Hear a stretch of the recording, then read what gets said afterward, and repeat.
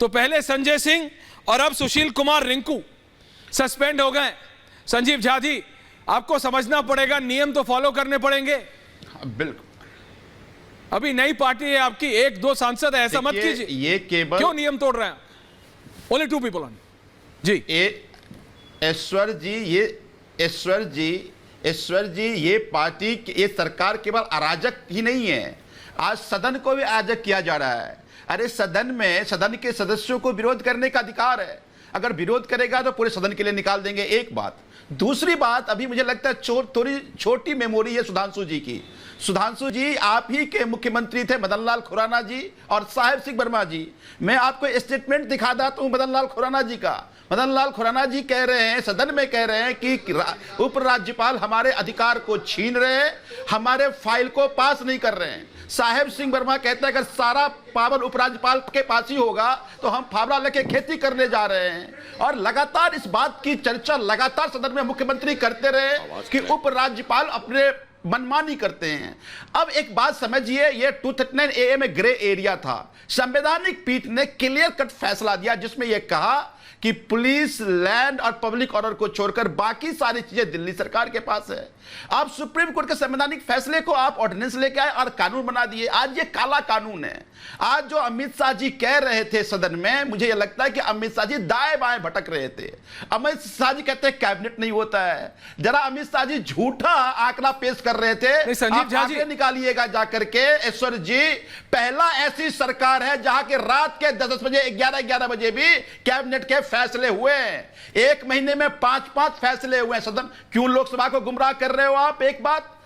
दूसरी बात कि आज इस देखिए, जनतंत्र में जनता मालिक होती है। हम बुरा काम करेंगे, जनता में निकालेगी।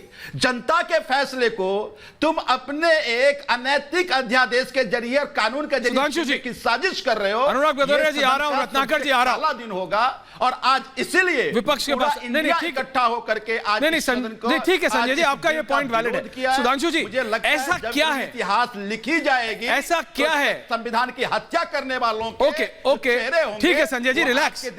संजय जी, बिल पास हो गया है, नंबर्स उनके पास है लोकसभा में। लोग जो इसको सपोर्ट, संजीव झा जी, सुधांशु जी, ऐसा क्या है?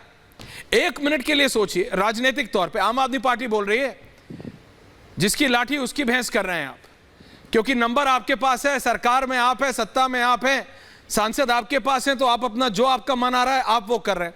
वो कह रहे हैं जनता ने उन्हें दिल्ली राज्य में उनको चुना है, उन्होंने आपको हराया है, उन्होंने कांग्रेस को हराया है, तो वो कह रहे हैं जब उनको है तो उनके पास शक्ति रहने दीजिए।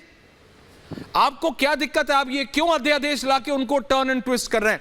वो ऐसा प्ले कर रहे हैं, वो ऐसा ट्विस्ट कर रहे हैं और यही कह के वो जनता के पास जा रहे हैं कि देखो बीजेपी तो वही कर रही है, जिसकी लाठी उसी की भैंस।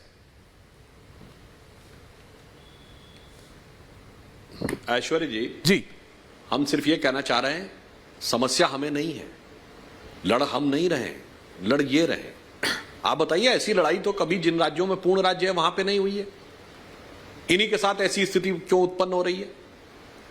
क्योंकि ये कहते हैं जनता के द्वारा चुनी हुई सरकार। अब ये बताइए, परिभाषा के अनुसार दिल्ली क्या है? केंद्र शासित प्रदेश जिसमें एक विधानसभा है।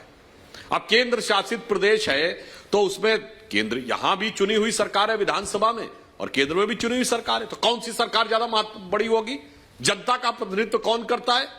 केंद्र शासित प्रदेश में केंद्र की सरकार जनता की नुमाइंदगी नहीं करती है, केंद्र शासित प्रदेश के अंतर्गत गठित विधानसभा नुमाइंदगी करती है। कुछ वैसी बात हो गई कि कोई म्युनिसिपल कॉर्पोरेशन ये कहे कि म्युनिसिपल कॉर्पोरेशन ही उस जगह की जनता का प्रतिनिधित्व करता है, प्रदेश सरकार नहीं करती है।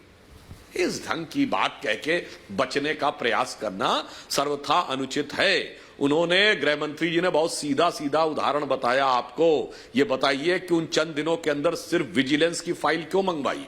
और दूसरा, अधिकारियों की बात है तो ऐश्वर्य जी, मैं याद दिलाना चाहता हूं, ये एकमात्र पार्टी है जहां मुख्य सचिव ने मुख्यमंत्री के ऊपर यह आरोप लगाया कि उन्होंने घर में बुलाकर मारपीट की। मुझे याद है, कोर्ट तक गया, ठीक है, वो साबित नहीं हुआ। कारण क्या था कि हाँ, अकेले में मारपीट हुई, अगर किसी दो लोगों के बीच में मैन हैंडलिंग का आरोप है तो उस चीज को सब बाकायदा साबित करने में बहुत सारी समस्याएं आ सकती हैं। मगर आज तक कोई भारत के इतिहास में उदाहरण बताइए जब मुख्य सचिव के साथ मारपीट का विषय आया हो, मुख्यमंत्री आवास में उपस्थिति में और मामला कोर्ट तक गया हो।